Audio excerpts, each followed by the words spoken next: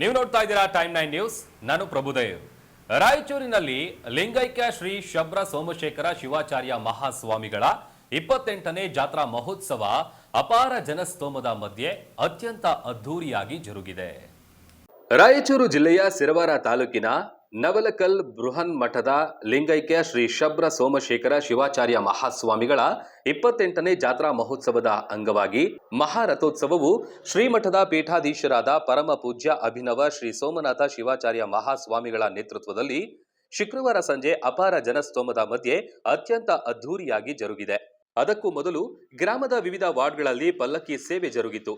ಡೊಳ್ಳು, ಬಾಜಾ ಭಜಂತ್ರಿ, ಸಕಲ ವಾದ್ಯಗಳ ಮೂಲಕ ಕುಂಭ ಕಳಸದೊಂದಿಗೆ ಭಕ್ತರ ಜಯ ಘೋಷದೊಂದಿಗೆ ಮಹಾರಥೋತ್ಸವ ಜರುಗಿದೆ. ಭಕ್ತರು ರಥಕ್ಕೆ ಉತ್ತತ್ತಿ ಬಾಳೆಹಣ್ಣು ಎಸೆದು ಭಕ್ತಿ ಸಲ್ಲಿಸಿದ್ರು.